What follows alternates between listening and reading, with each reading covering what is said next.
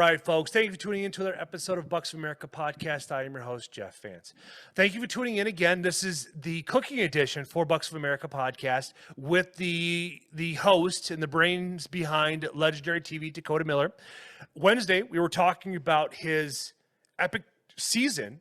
I mean, he was involved with 12 birds, shot 4 himself, and I recommend going back and listening to his episode because he gives tips, tricks. We even talk about calling on that episode to give the listeners an opportunity to hear what he does to allow him to become so successful, where he takes preparation, luck, and they meet together and, hey, 12 birds later. Now, anyways, this whole episode is about talking about cooking. And since he's had a phenomenal season, he's got a couple recipes he wants to talk to us about. I don't know what they are, which is even better. So it's going to be a surprise for everybody. But I'm going to turn the mic over to Dakota and tell us more about him. Yep, this first one's actually one we just tried this year. I thought of it one day after I think it was my Kentucky bird I did this one on, and I thought I seen some bacon there in the fridge one day, so I had my girlfriend shine or I was like, we got to cut some strips of that turkey up and then wrap the bacon around it and put it on our Traeger grill and kind of smoke and grill it a little bit. So we ended up doing that, and she did it, and we ended up having that. But that was some of the phenomenal. I mean, you had that bacon taste inside the turkey, and it was just juicy, and then you had the bacon wrapped around it. But that was something new we tried this year, and that was pretty phenomenal.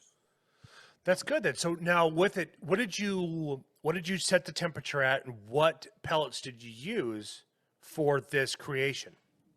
It was at 350, and we had the mesquite pellets in there. We had those, and I mixed in. I like mixing a little bit. I had the apple one flavored in there as well. Interesting. It's mesquite a little bit. Yeah, see, I like mesquite and I like apple, but I've never mixed them two together. Like, I grew up, like, my dad would every once in a while make trips to go down to Arizona. That's where his brother lived for 20 plus years. But he always come back and actually get like mesquite wood itself. And we would sip on that wood for a long time between each trip. And that's what we used a lot for. Like, my brother and I love mesquite. We used it on chicken and steak and pork chops and all that fun stuff.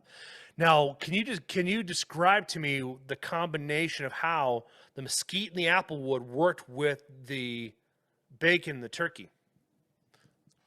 It was a little hard to explain, but it just was, it was just all around it. You could kind of taste it in the turkey too, with the bacon, and it just gave it just enough, a little bit of that flavor in there with behind the bacon every time you taste it. It was kind of a lot, but it really actually came out well. I wasn't sure I was going to come out, but there was a lot going on, but it actually came out really good. Gotta love happy accidents. Now, did you put any spices on it? No, I don't. No, we didn't put any spices at all. It was just the bacon and the turkey, and then just the pellets from the grill. That's all we did on it. Oh, nice. See, this is where you could take some inspiration from me when I want to try something new. I go to TikTok and I go to Pinterest. Both places really provide some really good inspiration to try some stuff, especially when like it's a specific delicate cut of meat, especially like if you're doing breast from a turkey and it's like you only get so many wild birds a year. That's a good way to try something safe for one recipe, and then you could take it if you like the way it turned out. Like, well, what if I add this, and what if I remove this and add that? This way, you can kind of create to be your own. So when you're thinking about making, because I'm sure you still have quite a bit of meat left, don't you? Yeah. Try something like that and see if you can put something together with it. Maybe I like working with marinades because marinades are always interesting. The biggest thing that is that I always try to do is that first time I marinate something, I just marinate it in the meat. That's it. Then if I can, and I cook it, I eat it. And if I don't if it doesn't deliver the flavor that I know it can, then the next time I do it, I'll actually inject it and then work around with that. So this way, then I'll get it. And then that's what I show my guests, like our friends. Like, I usually will marinate like a backstrap or some shanks or something like that from whitetail, smoke them up. and then I'll eat it myself, and if I don't like it, then I don't typically share it. But if something but when I improve upon it, then I share it to people, and it just slaps every single time. Like Easter, I cooked a 6-inch piece of backstrap, marinated it with light sodium soy sauce, light sodium Worcestershire sauce, pepper flakes, rosemary, and then what I did to change it up, to spice it up, is that I used that candied bacon in it. Oh, fuck, man, that tasted good. It's like, and then I injected it throughout the course of the meat. I smoked it up to 135-ish, pulled it off, let it rest for about 15 minutes, cut it up like quarter-inch size medallions, because I left it as one round log. So I just cut it all up. Man, it was so tender and so juicy. It's like, oh, it was delicious. Absolutely amazing. And plus, I had smoked it, I had to marinate it for 5 hours prior to it as well. So this way, then it was trying to get everything to all work to it. Then of course I dusted it with the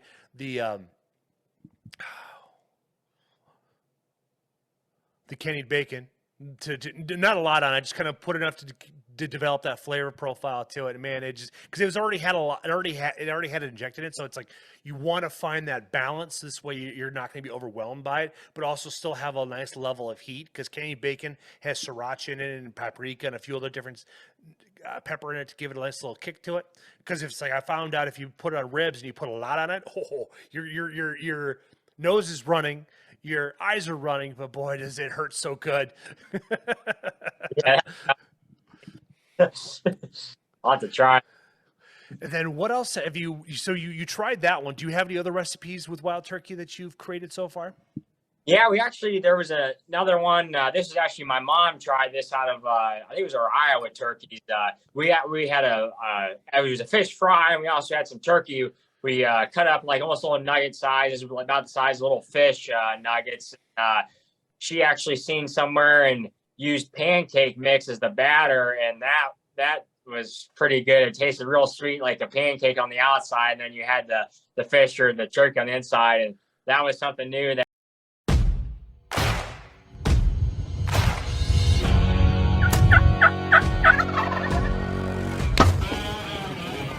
Hey everyone, Jake with HHA. Super excited to introduce the Tetra and Tetra Max Rise. The Tetra Max and the Tetra Rise is our new 2-pin vertical bow sight that we're coming out with here for this year. So you'll notice a couple things on it.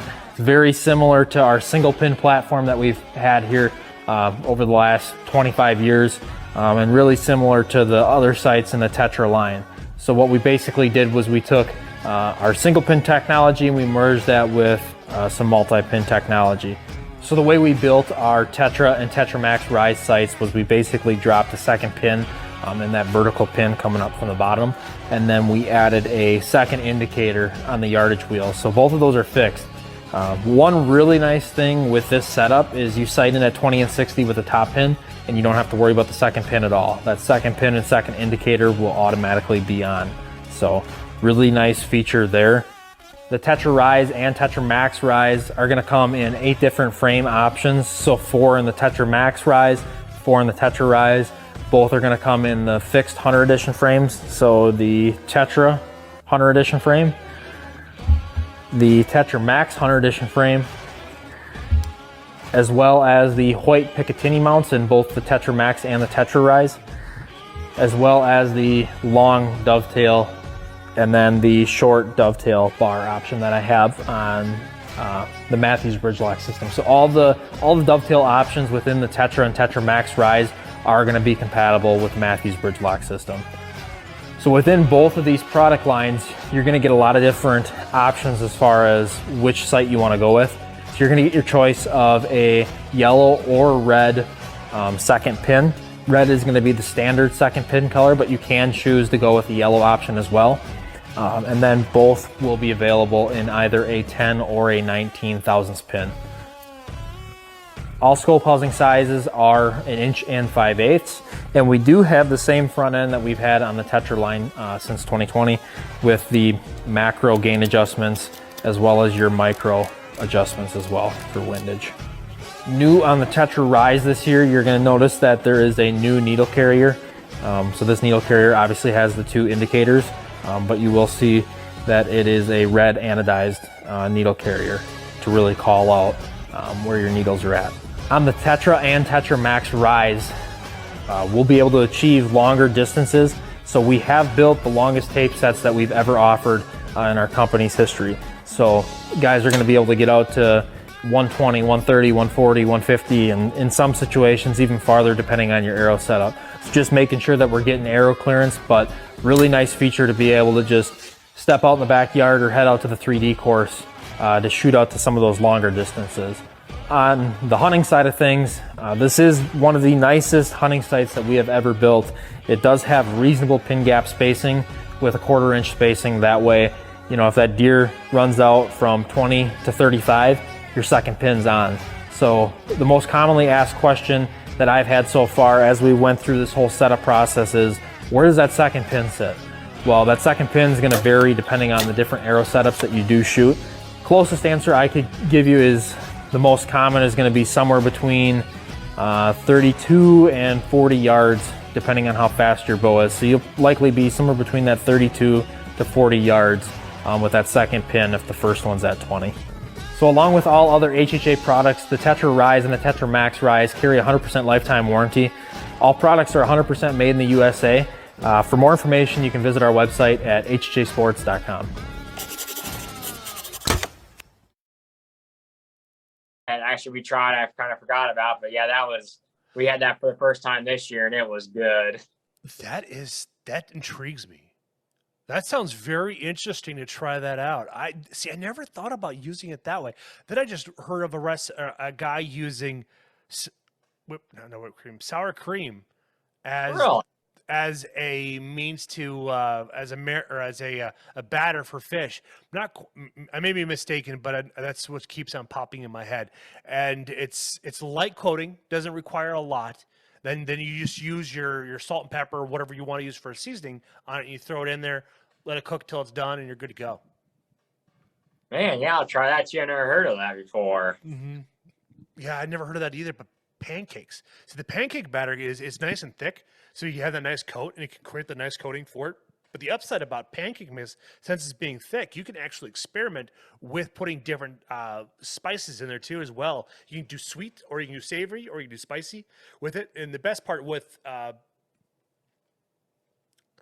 pancake batter, you can actually like have X, Y, and Z to kind of give you that experiment to see what you think of everything, and like just way it allows you to be creative, but you're not doing one thing of it, you're doing something small of it, and everybody has a little bite to it, and it's like, well, if it's a miss, well, you know not to do it again.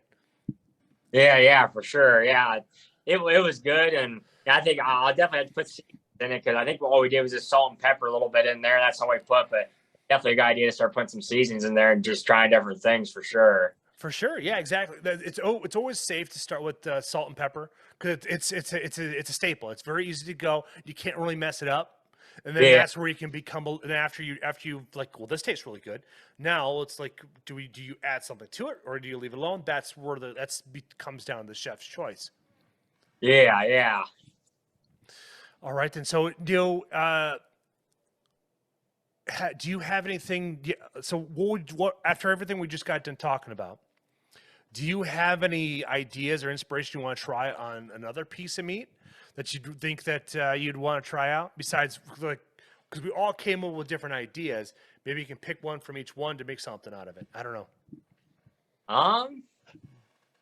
Yeah, maybe. I wouldn't mind. Yeah, maybe trying to put in the pancake mix, and possibly something with bacon, also almost like a breakfast. And I don't know how you exactly do that, but try to incorporate that also as well. I'd have to think about it, but yeah, because that would be something. It would be different, but it'd be something that neat to try to think of and try out. So how about this? Taking a smaller breast piece of a wild turkey, taking it and wrapping it in bacon, completely wrapping it up, and then using like toothpicks to hold it together. Then dropping that into your pancake batter, and then frying that all together. So this way it's small enough for a sample size, but you're not ruining the entire cook. Like that sounds like fun. Yeah, it does. Yeah, I'll definitely do that. That's a good idea. I think, man, it sounds really good. It's like it reminds me of a happy accident my wife and I came up with. We were doing chicken breasts, and I used a pound of bacon, a half a pound on each piece of the chicken breasts, and I wrapped them all up, took toothpicks, stuck them all in there so this way it holds nice tight. Just doused it in sriracha or candied bacon, and then we air fried it. Oh, man, did it hit. Oh, it was so delicious. That does sound good. But then on top of it off too, the bacon for one of the chicken like what we did is I split jalapeno bacon into two. So this way each bird or each breast got an opportunity for it. Oh man, it's that jalapeno bacon. If you could find it, or what we had to do here in the Midwest is my dad has a butcher that he goes to in Iowa, and it's an Amish farm, and that's how he procures it. Is that you have to buy X amount of meat, then they'll do it. So this way, it's not like they're only like, oh, I only want like 2 or 3 pounds of it. No, you have to buy like, I think it's a 10-pound minimum, just to make it worthwhile to do all the process they do in it. But boy, does it turn out so good. It's just absolutely delicious. So if you have an Amish community or somebody or a butcher that gets excited about doing something like that, or maybe you already have a guy in your area to do it, worth a shot to try it out because you won't regret it. Yeah, for sure. I'll definitely do that. Sounds good.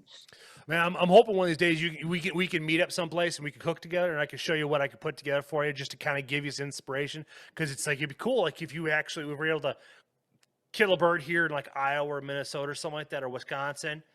And then we meet up, we just take that bird, break it down, and figure out what each piece of meat we're going to do with it and make it the star of the meal. Yeah, we'll have to plan. Yeah, we need to plan something out for sure next year. Definitely. Fun. Do that for sure. That'd be a blast.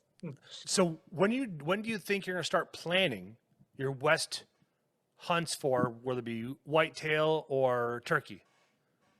I'll probably start doing the whitetails here, or kind of doing that now and everything, and throughout the summer. So I can plan that even for deer or something like that. And then, but yeah, for sure, turkey I'll be doing probably around the same time here or towards the end after I get my fall schedule figured out. So I'll get a whole definitely plan that out because that would be something pretty neat and be able to film it all step by step. And oh, for sure, man, that'd be fantastic. Because if you can figure out like by August, it kind of lets me know what to bring. Because I'm going to an out of state hunt too in Illinois. It's Bigger Bucks Outdoors.